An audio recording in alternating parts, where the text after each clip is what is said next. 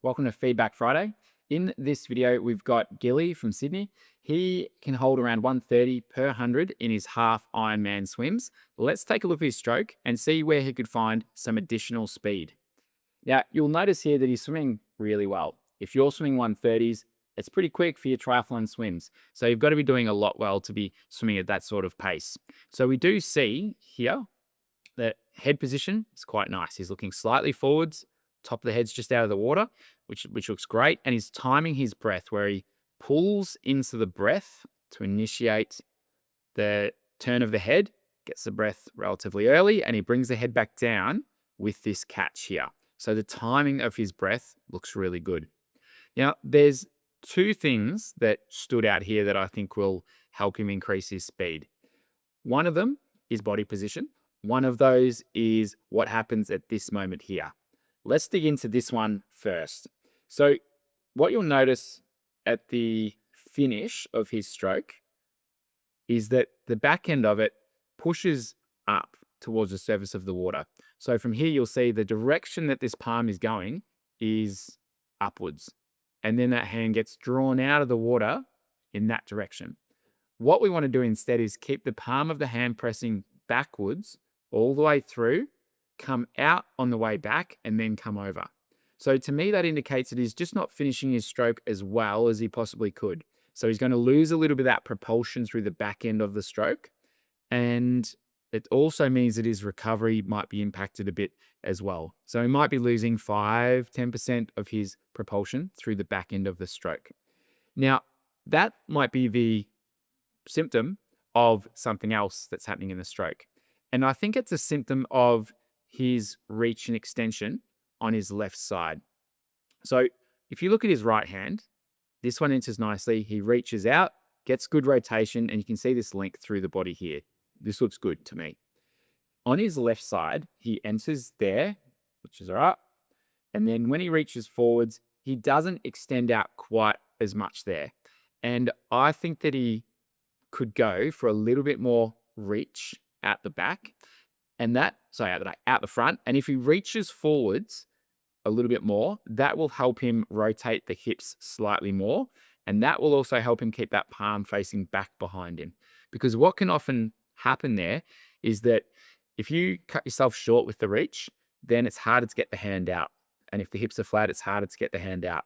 So I think he could get a little bit more extension in front before he goes down, and that will help him rotate a little bit more through the hips, which can help him finish that stroke with the palm facing back.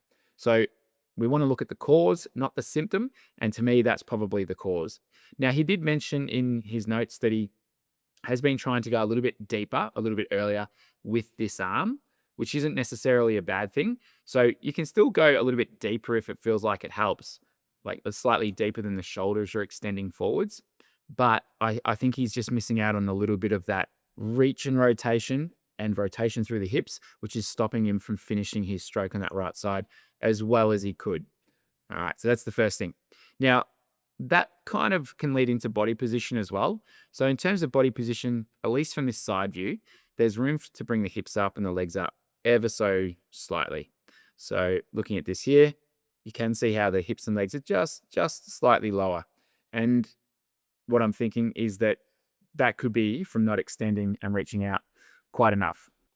Now, if we were to get really picky with some things, another thing he could do over the top is on this left side, when he enters the water, his hand's at a little bit of a funny angle there. So it's almost at this sort of angle, as you can see, where it's kind of entering like that. And he sort of pushes forwards with it, eventually gets to a really good position. But what he could do instead would be get that middle finger going in first and extend straight out in front.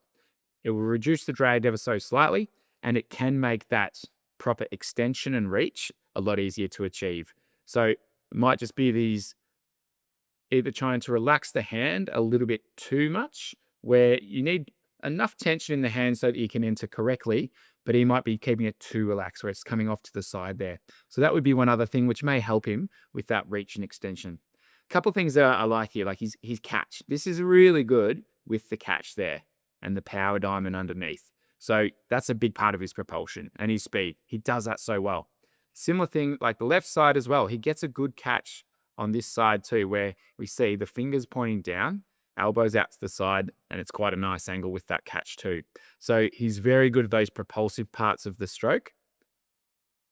And again, I think that's why he's able to go that 130 pace.